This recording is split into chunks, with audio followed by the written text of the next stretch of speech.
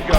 You be fast and they be slow. All right, everyone, this is Tim Online Big Blue, bringing you the best in New York Giants sports talk and entertainment. We're doing some work here. We're working overtime because we're following this head coaching situation. Brian Flores has just wrapped up his interview at MetLife.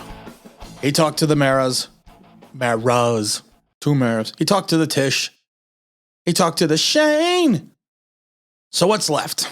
Well, right now we only have one other interview scheduled, and that's with Leslie Frazier, sitting there coming in on tomorrow, actually. That's his second interview.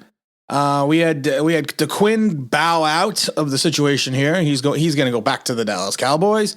So, it's going to be, we're whittling down to Brian Daboll, Leslie Frazier, and Brian Flores. And honestly, only one of those names floats my boat. And that's going to be Brian Flores. I've said this before. That's the guy I want.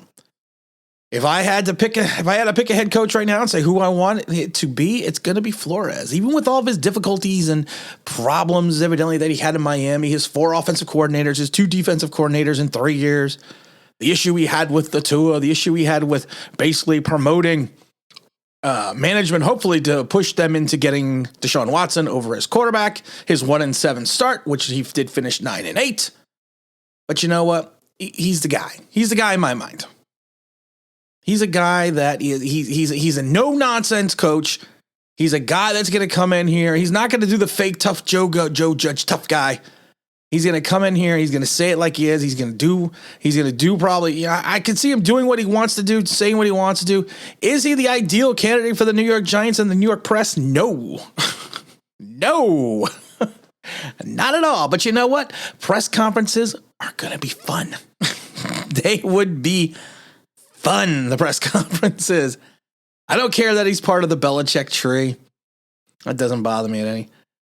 What bothers me is there's just some questions. There's just some questions about his tenure in Miami, and they're going to talk to him about it. I know the Giants called up the Miami Dolphins, and they spoke to the people in the front office, and they all gave glowing reviews of Flores, but if you want to hire Brian Daboll like they do in Miami, wouldn't you, if you were a current employee, give the best reviews ever? I mean, if it was me, I'd be like, oh yeah, Brian's great. You should hire him because we're going to hire this other guy. We're going to hire the other guy that you want. You got to talk to ex-employees. Try that, ex-employees. I mean, there's also some reports from certain players who anonymously claimed that Flores played favorites. And it was obvious that Tua was not one of his favorites, those reports were all over. He wanted Greer to draft Justin Herbert and not Tua. And he got that right. I like Flores because I don't think he's going to be a guy you can push around. I think he's going to butt heads. I think he's going to get butt heads because I think he's going to try to win the way he wants to win. I don't understand that one thing, though. Joe Shane basically said, or Mara said, that he has carte blanche for the hiring of his staff, hiring of his head coach. Carte blanche. Great word. And then yesterday the thing came out, and we did a video about it, that he's like, well, you don't really have carte blanche. It's gonna be a group decision. What happened? What happened in like 48 hours? Where did that go? I am very confused about that. I still have my concerns about the Daboll. I really do. I'm wondering if he is a product, again, of just being Josh Allen's coach.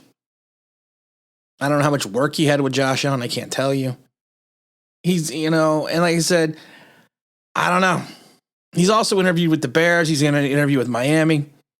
Miami's probably not going to make a decision until next week because they have interviews. They're looking to schedule interviews next week as well. So if Daboll is a strong contender and candidate for the Miami job, we may not know anything in the Giant job. We may not know anything about that until next week unless the Giants push him to get an answer. If we hear something this weekend, I'd be surprised. And like I said, I look at Flores' record. Yeah, I know. But he had his team at 10-6 and 9-8 the past 2 seasons. His problem was, like I said, he just didn't get along with Chris Greer, the general manager. That's all. And that happens. And he knows the Shane. But I don't know. I just don't want to go through another guy that has to learn on the job. He's got to learn with experience. I just don't want to do that again. And I don't want to go through, and some will say that Flores is a retread as well, but I don't want to go through a retread with Leslie Frazier. He's 62 years old. He's widely respected throughout the league.